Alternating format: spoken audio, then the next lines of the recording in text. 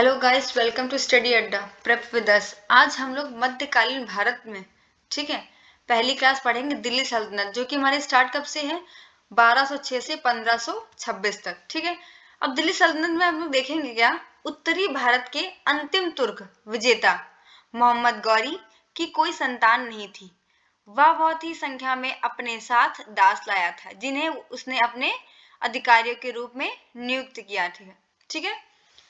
फिर इसमें हमारा सेकंड पॉइंट है 1206 ईस्वी में मोहम्मद गौरी की अचानक मृत्यु होने के बाद कुतुबुद्दीन ऐबक ने लाहौर में स्थानीय नागरिकों के अनुरोध से सत्ता ग्रहण की। ठीक है, यहाँ ग्रहण होगा, ठीक है सर, ग्रहण की। ठीक है, नेक्स्ट आपका है 1206 से 1290 ईस्वी के मध्य दिल्ली सल्तनत के सुल्तान गुलाम वंश के सुल्तानों के नाम से विख्यात हुआ, यद्यपि वे एक वंश के नहीं थे। ठीक है, नेक्स्ट आपका है कुतुबुद्दीन ऐबक ने कुतुबी, इल्तुतमिश ने शमशी तथा बलबन राजवंश की स्थापना की। नेक्स्ट आपका इतिहासकार अजीज अहमद ने इस शासकों के दिल्ली के आरंभिक तुर्कों शासकों का नाम दिया। क्या नाम दिया? आरंभिक तुर्क शासक का नाम दिया। नाम क्या किसने दिया? इतिहासकार ने, अजीज अहमद ने। इसको ध्यान दीजिएगा। ठीक है, अजीज अहमद ने आपका क्या नाम दिया? आरंभिक तुर्क। ठीक है, नेक्स्ट आपका है इनमें से प्रत्येक स्वतंत्र माता पिता की संतान थे। इस कारण इन सुल्तानों को गुलाम वंश के सुल्तान कहने के स्थान पर प्रारंभिक तुर्क सुल्तान या मामलूक सुल्तान कहना अधिक उपयुक्त होगा। ठीक है, मामलूक किसको बोलते हैं? जिसके माता पिता स्वतंत्र हो, ठीक है, वो उनकी संतान हो। मामलूक शब्द का अर्थ है स्वतंत्र माता पिता से उत्पन्न हुए दास या पुत्र से है। मामलूक नाम इतिहासकार हबीबुल्लाह द्वारा दिया गया था। तो इसमें आपका पहला कौन है? कुतुबुद्दीन ऐबक। ठीक है, सुल्तान कौन है? कुतुबुद्दीन ऐबक। इसका कार्यकाल कब तक है? 1206 से 1210 के बीच। इसको हम लोग कुरान खां के नाम से भी जानते हैं। ठीक है, कुतुबुद्दीन ऐबक को भारत में तुर्की राज्य का संस्थापक माना जाता है। वह दिल्ली सल्तनत का प्रथम तुर्क शासक था। ये ध्यान दीजिएगा, कुतुबुद्दीन ऐबक दिल्ली सल्तनत का प्रथम तुर्क शासक था। ठीक है, नेक्स्ट आपका है सिंहासन पर बैठने पर उसे सुल्तान की उपाधि नहीं ग्रहण की, बल्कि केवल मालिक और सिपहसार, ठीक है, सिपहसालार की पदवियों से ही संतुष्ट रहा। नेक्स्ट आपका है इसमें ऐबक ने ना ही अपने नाम का खुतबा पढ़वाया, ठीक है, और ना ही अपने नाम के सिक्के चलवाए। ध्यान दीजिएगा, किसने अपने नाम के खतवा और खुतबा और सिक्के नहीं चलवाए थे? वो थे कुतुबुद्दीन ऐबक। बाद में गौरी ने उत्तराधिकारी गियासुद्दीन तुगलक ने उसे सुल्तान, ठीक है, स्वीकार किया। अब इसमें आपका नेक्स्ट पॉइंट है उसे दास्ता से मुक्ति 1208 में मिली। ठीक है, नेक्स्ट आपका है ऐबक हमेशा अर्थात 1206 से 1210 तक की, ठीक है, लगातार लाहौर से ही शासन संचालन किया उसने। ठीक है, वो लाहौर में रह के यहाँ पे शासन कर रहा था। लाहौर ही उसकी राजधानी भी थी। ठीक है, नेक्स्ट आपका है मनिहाजुद्दीन सिराज कुतुबुद्दीन ऐबक एक वीर एवं उदार हृदय सुल्तान बताया है। ठीक है, कुतुबुद्दीन ऐबक को वह लाखों में दान दिया करता था तथा अपनी असीम उदारता के कारण उसे लाख बख्श भी कहा जाता था। किसको लाख बख्श कहते थे? कुतुबुद्दीन ऐबक को।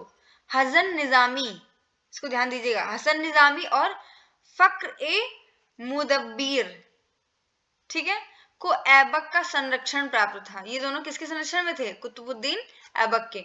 नेक्स्ट आपका है उसने सुप्रसिद्ध सूफी संत कौन है?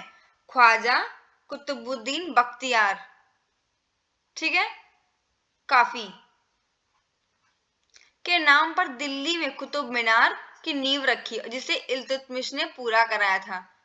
किसने नींव रखी थी कुतुब मीनार की?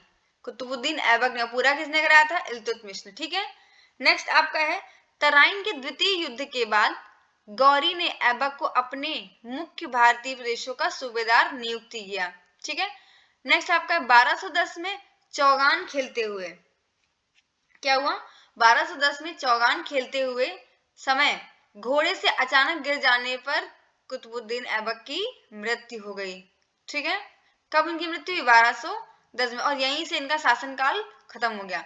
कुतुबुद्दीन का उत्तराधिकारी उसका अनुभवहीन व अयोग्य पुत्र आरम शाह।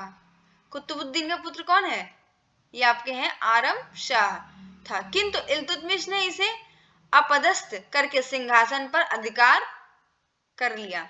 ठीक है, आरम शाह को हटाकर इल्तुतमिश ने वहां पे क्या किया, अधिकार कर लिया। ऐबक ने साम्राज्य विस्तार से अधिक ध्यान राजा के सदरीकरण पर दिया। ठीक है, अब नेक्स्ट आपका आता है, इन्होंने हटा भाई कुतुबुद्दीन ऐबक के आराम शाह बनने चाहिए थे शासक, लेकिन उनको हटाकर कौन आया, इल्तुतमिश। तो इल्तुतमिश का शासनकाल कितना होगा, 1210 से 1236।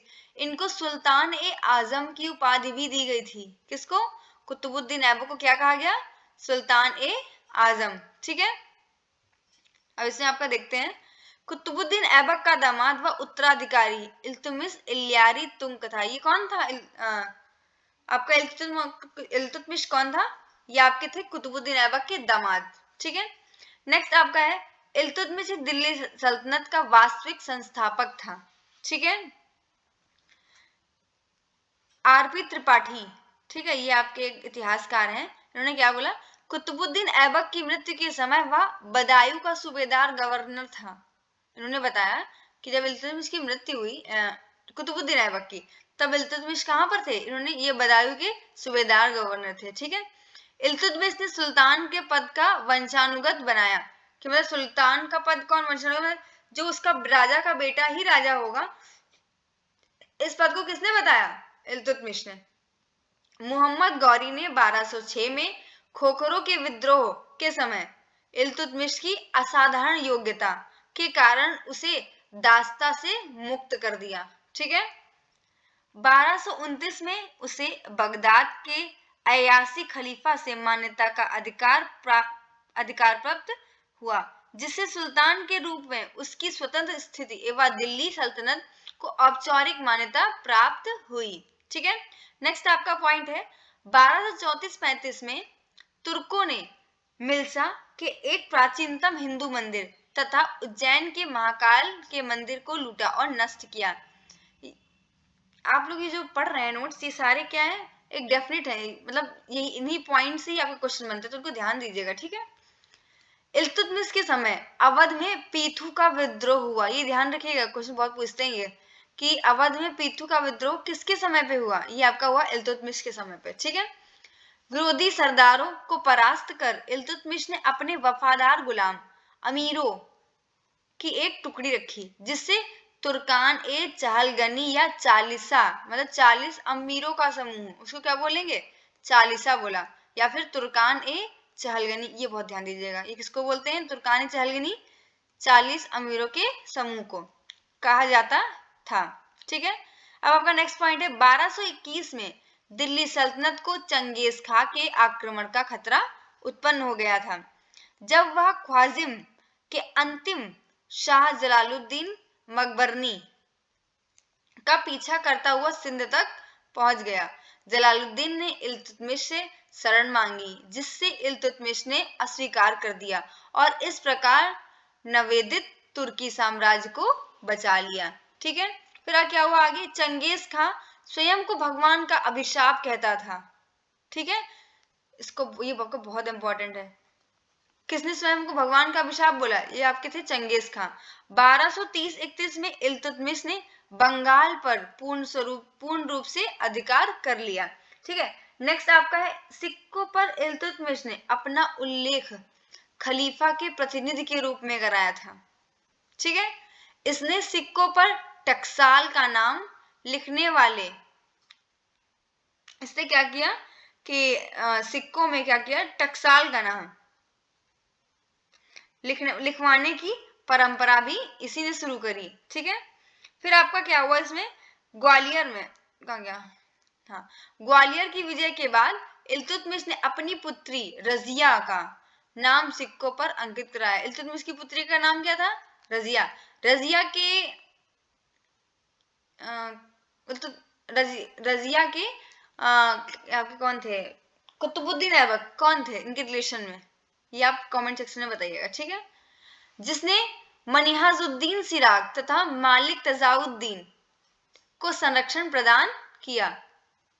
जिसने लाहौर के स्थान पर, मतलब इल्तुतमिश को बता रहे हैं, पर दिल्ली की राजधानी, दिल्ली को राजधानी बनाया। लाहौर में राजधानी थी ना इल्तुतमिश ने, इल्तुतमिश शासन काल में लाहौर को राजधानी बताया था, ठीक है। लेकिन यही चीज सॉरी कुतुबुद्दीन के टाइम पे लाहौर राजधानी थी, लेकिन इल्तुतमिश के टाइम पे क्या हुआ, राजधानी आपकी लाहौर से दिल्ली हो गई, ठीक है। उसने इक्ता का शासन व्यवस्था और सुल्तान की सेना का निर्माण विचार दिल्ली सल्तनत को प्रदान किया, ठीक है। उसने मुद्रा में सुधार किया। वह पहला तुर्क शासक था जिसने शुद्ध अरबी सिक्के चलवाए, ठीक है। सल्तनत युग के दो महत्वपूर्ण सिक्के, चांदी का टका और तांबे का जीतल, ठीक है, उसी ने आरंभ किए। इससे सिक्कों का राजकुमार भी इल्तुतमिश, किसको बोलते हैं? इल्तुतमिश को सिक्कों का राजकुमार भी कहते हैं। उसने कौन कौन सिक्के चलवाए थे? एक चांदी का टका, दूसरा तांबे का जीतल। नेक्स्ट आपका है, इल्तुतमिश ने इक्ता संस्था का प्रयोग भारतीय समाज की सामंतवादी व्यवस्था का समाप्त करने के लिए तथा साम्राज्य को दूरस्थ मार्ग के केंद्र के साथ संयुक्त करने के एक साधन के रूप में प्रयुक्त किया, ठीक है। नेक्स्ट आपका है, डॉक्टर ए के निजामी के अनुसार ऐबक ने दिल्ली सल्तनत की रूपरेखा के बारे में सिर्फ दिमागी खाका बनाया था। इल्तुतमिश ने उसे एक व्यक्तित्व व एक पद का एक प्रेरणा शक्ति, एक दशा, एक शासक वर्ग प्रदान किया, ठीक है। नेक्स्ट आपका है, निजामुद्दीन जुनैदी इल्तुतमिश का सबसे विश्वसनीय वजीर था, ठीक है। अब क्या है आपका, डॉक्टर ईश्वरी प्रसाद के अनुसार इल्तुतमिश निसंदेह गुलाम वंश का वास्तविक संस्थापक था। इल्तुतमिश के शासन का मुख्य आधार विदेशी मुसलमान थे, ठीक है।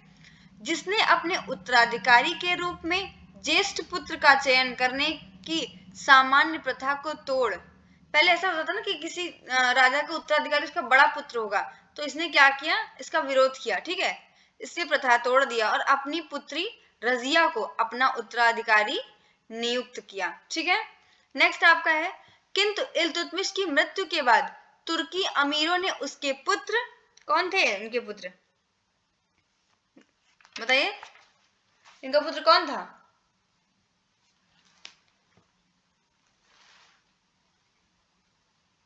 इल्तुतमिश का पुत्र आगे जाके कौन बनेगा आपका रजिया के पहले?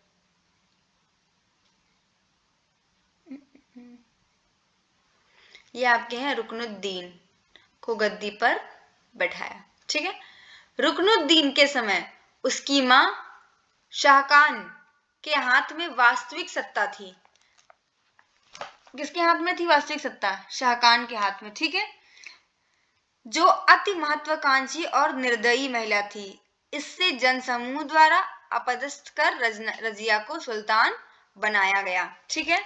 अब इनके भाई सुल्तान रजिया में, तो रजिया के शासनकाल के बारे में होगा, ठीक है। नेक्स्ट आपका रजिया का शासनकाल कब है? 1236 से 1236 से 1240, इन्होंने 4 वर्ष शासन किया। ग्वालियर से वापस आने पर इल्तुतमिश ने रजिया को अपना उत्तराधिकारी घोषित किया और चांदी के टके पर उसका नाम भी अंकित करवाया, ठीक है। इल्तुतमिश की मृत्यु के बाद 30 वर्षों तक इतिहास सुल्तानों व अमीरों के बीच सत्ताग्रह अधिकार के लिए संघर्ष का इतिहास था, ठीक है। 30 वर्ष तक लड़ाई चली। रजिया के काल से ही राजतंत्र और तुर्की सरदार के बीच संघर्ष आरंभ हुआ।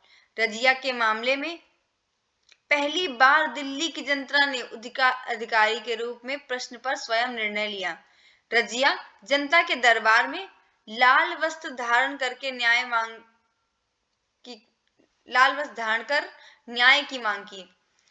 उसका विरोध प्रसिद्ध तुर्क अमीरों ने किया, जिसने निजामुल मुल्क जैनुद्दीन, मालिक अलाउद्दीन जानी, मालिक सैफुद्दीन कुची, कबीर खां अयाज और मालिक इजुद्दीन सलारी प्रमुख थे। इन लोगों ने क्या किया, रजिया का विरोध किया। ठीक है, रजिया के विरुद्ध विद्रोह का नेतृत्व एतगीन व अल्तुनिया ने किया। ठीक है, रजिया ने पर्दा प्रथा त्याग तथा पुरुषों के सामने कुबा मतलब उसके कोट को बोलते हैं, और कुला मतलब टोपी, कुबा और कुला ये पूछा जाता है। ठीक है, किसको बोलते हैं, इसको ध्यान दीजिएगा, पहनकर दरबार में बैठती और शासन का कार्य करती, वह स्वयं ही संभालती। नेक्स्ट आपका है, एतगीन को रजिया ने बंदायु का अख्तादार और फिर भी अमीर हाजिब का महत्वपूर्ण पद तथा अल्तुनिया को तबर हिंद मतलब भटिंडा का कार्य नियुक्त कर दिया। ठीक है, कि आप वहां का कार्य करेंगे। नेक्स्ट आपका है, एक आइबीसिनियाई हबशी अफसर जलालुद्दीन याकूस को अमीर नियुक्त किया। ठीक है, जिससे इसका विरोध अनुराग रखती थी। 1240 में सरहिंद के सूबेदार अल्तुनिया ने विद्रोह कर आमीरों ने रजिया भाई बहराम शाह को दिल्ली की गद्दी पर बैठाया। ठीक है, नेक्स्ट आपका है, रजिया ने अल्तुनिया से विवाह कर लिया। किसने विवाह किया, रजिया ने किससे किया, अल्तुनिया से, ध्यान दीजिएगा। ठीक है, और दोनों दिल्ली की ओर बढ़े, किंतु वह बहरम शाह द्वारा पराजित हुई। ठीक है, और 13 अक्टूबर 1240 को कैथल में उसकी हत्या कर दी गई। रजिया राज्यारोहण में दिल्ली की सेना, जनता और उत्तराधिकारियों का सहयोग था। ठीक है, रजिया की असफलता का मुख्य कारण तुर्की गुलाम सरदारों की महत्वाकांक्षाएं थी। कुछ इतिहासकार रजिया की असफलता का कारण उसका महिला होना मानते कि उन्होंने बोला अगर कोई इसकी जगह पुरुष शासक होता तो वो उस जगह नहीं हारता, वो महिला थी, इस वजह से वो एक असफल हुई आगे जाकर। एल्फिस्टन के अनुसार यदि रजिया स्त्री न होती तो उसका नाम भारत के महान मुस्लिम शासकों में लिया जाता। ठीक है, मुइजुद्दीन बहराम शाह 1240 से 1200 कितना है 42। ठीक है, इन्होंने क्या किया, अपनी शासन सत्ता को सुरक्षित करने के लिए तुर्क अधिकारियों ने एक नवीन पद नायब ए मुमलकत की स्थापना की, जो संपूर्ण अधिकारियों का स्वामी होगा। यह पद एक संरक्षण के समान होगा। सर्वप्रथम यह पद रजिया के विरुद्ध षड्यंत्र करने वाले एक नेता इतगीन को मिला। ठीक है, इस प्रकार वास्तविक शक्ति व सत्ता का एक 3 दावेदार थे। सुल्तान, पहला कौन था, सुल्तान होंगे आपके। ठीक है, फिर कौन होगा, नायब होगा, और फिर क्या होगा, वजीर होगा। उसके शासनकाल में 1241 में मंगोल का आक्रमण हुआ। अलाउद्दीन मसूद शाह 124 काल में समस्त शक्ति 40 सदस्यों के पास थी, सुल्तान नाम मात्र के लिए ही था। ठीक है, बलबन अमीर हाजिब के पद पर नियुक्त हुआ, वह धीरे धीरे अपनी शक्ति बढ़ानी शुरू कर दी। नेक्स्ट आपका इसके बाद आता है नसरुद्दीन महमूद। इन्होंने शासन किया, इनका शासनकाल कब से 1246 से 1265 तक। ठीक है, यह मधुर एवं धार्मिक स्वभाव का व्यक्ति था तथा खाली समय में कुरान की नकल करना उसकी आदत थी। ये ध्यान दीजिए, कुरान की नकल करना किसकी आदत थी, नसरुद्दीन महमूद का। ठीक है, मनहाजुद्दीन सिराज ने अपनी तबकात ए नासिरी उसे ही समर्पित की। उसके शासनकाल में वह मुख्य काजी के पद पर था, जो बाद में षड्यंत्र द्वारा उसी के शासनकाल में हराया गया। ठीक है, नासिरुद्दीन महमूद एक शासन काल में एक समझ ठीक है मतलब में थी, बलबन में थी। 1249 में उसने बलबन को उल्ग खां की उपाधि भी प्रदान की और सेना पर पूर्ण नियंत्रण करके नायबे मुमलकत का पद भी दिया। इसके शासनकाल में भारतीय मुसलमानों को एक अलग दल बन गया जो बलबन का विरोधी था। ठीक है, इसका नेता कौन बना, इमाउद्दीन रिहान था। ये ध्यान दीजिएगा, रिहान को एक धर्मुच्च मतलब धर्म परिवर्तन करके मुसलमान बनाया गया था। ठीक है, सख्त का अपहरणकर्ता, षड्यंत्रकारी आदि भी कहा गया है। किसको कहा गया, सब रिहान को कहा गया। 1265 में नासिरुद्दीन मोहम्मद को मृत्यु होने पर बलबन स्वयं को सुल्तान घोषित किया और उसका उत्तराधिकारी भी बन गया। अगर बलबन ने खुद को सुल्तान घोषित किया तो इसके बाद राज किसका होगा? बलबन का। ठीक है, अब हम लोग क्या पढ़ेंगे? बलबन। बलबन का शासनकाल कब से है? 1265 से 1287। ठीक है, बलबन ने 20 वर्ष तक वजीर की हैसियत से तथा 20 वर्ष तक सुल्तान की हैसियत के रूप में शासन किया। बलबन दिल्ली सल्तनत का एक ऐसा व्यक्ति था जो सुल्तान न होते हुए भी सुल्तान का छत्र का उपयोग करता था। ठीक है, मतलब सुल्तान नहीं है फिर सुल्तान की शक्तियों का प्रयोग करेगा। वह पहला शासक था जिसने सुल्तान के पद और अधिकारियों के बारे में विस्तृत रूप से विचार प्रकट किए। उसने ये बताया लोगों को कि सुल्तान का एक पद क्या है, समझाया, और सुल्तान के कौन कौन से अधिकार हैं। ठीक है, उसने सुल्तान की प्रतिष्ठा को स्थापित करने के लिए रक्त एवं लौह की नीति अपनाई। ये ध्यान दीजिएगा, रक्त एवं लौह की नीति किसने अपनाई थी? बलबन ने। ठीक है, बलबन के राजत्व सिद्धांत की दो प्रमुख विशेषताएं थी। पहली कौन सी थी? सुल्तान का पद ईश्वर के द्वारा प्रदान किया हुआ होता है। ठीक है, जैसे एक शासक के लिए ईश्वर को जैसा मानता है, उसी जनता के लिए जनता अपने सुल्तान को मानती है, ईश्वर का पद देती है। ठीक है, सुल्तान का निरंकुश होना आवश्यक है। अगर कहीं का शासक किसी के अंकुश में होगा तो वो शासन नहीं कर सकता सही से। तो उसने बोला कि अगर सुल्तान है तो वो निरंकुश होना चाहिए। ठीक है, उसके अनुसार सुल्तान पृथ्वी पर ईश्वर का प्रतिनिधि है और उसका स्थान केवल पैगंबर के पश्चात है। ये किसमें क्या है? नियामते खुदाई में ये चीज निकली हुई है। ठीक है, लिखी हुई है।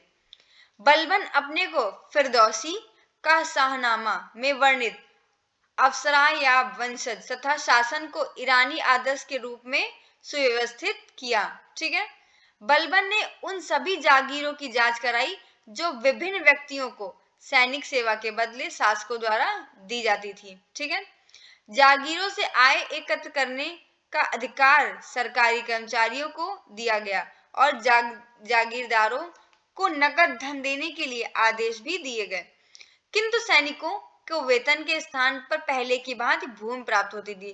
पहले क्या होता था, इंसान को उनकी तनख्वाह नहीं देती थी, तनख्वाह की आपने जितना आपने काम किया उतनी आपको भूमि दे दी जाएगी। ठीक है, उसके समय में वजीर के पद का महत्व घट गया और नाइब जैसा कोई अधिकारी अर्थात नाब का पद को खत्म कर दिया गया। ठीक है, नेक्स्ट आपका है, उसने ऐसे सैनिकों को जो सेवा के योग्य नहीं रह गए थे उनको सेवा मुक्त कर दिया। ठीक है, बलबन ने चालीसा दल का दमन किया, जो 40 लोगों का समूह था उसको दमन किया।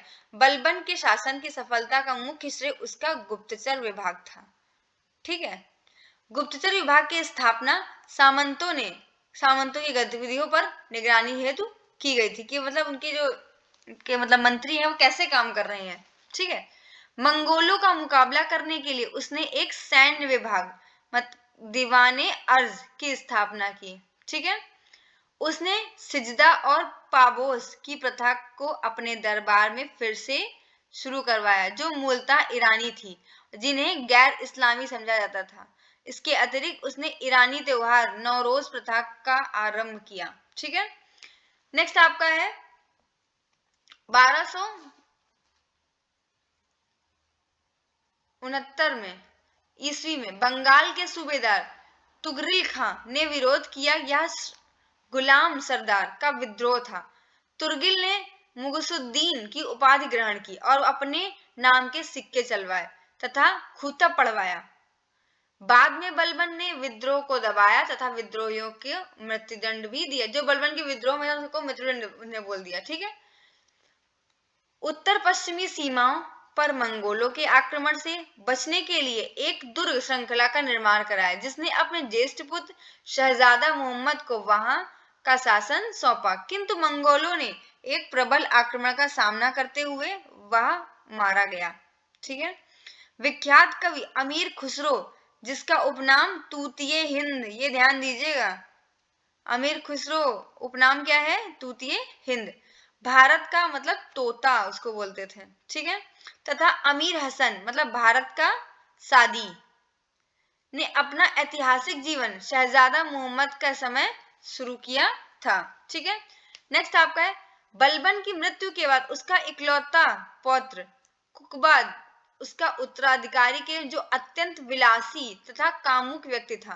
परिणाम स्वरूप संपूर्ण शासन अराजकता से ग्रस्त हो गया और राजदरबार अमीरों उच्च आकांक्षाओं एवं संघर्ष की गिरफ्त में आ गया। ठीक है, अमीरों ने एक गुट के नेता आरिज ए मुमलिक मलिक फिरोज जलालुद्दीन कुकबाद की हत्या करके राजगद्दी पर स्वयं अधिकार कर लिया। इस प्रकार दिल्ली सल्तनत में गुलाम वंश का अंत हो गया। ठीक है, यहीं से आपका गुलाम वंश खत्म होता है। Doctor A.V.. हबीबुल्लाह ने बलबन के शासनकाल को सदरता का युग कहते हुए उसको कंसोलिडेशन शब्द का प्रयोग किया है। ठीक है, प्रसिद्ध इतिहासकार ए.के. निजामी ने बलबन का उल्लेख एक अभिनेता के रूप में किया है। ठीक है, थैंक यू सो मच। यहीं से हम खत्म करते हैं।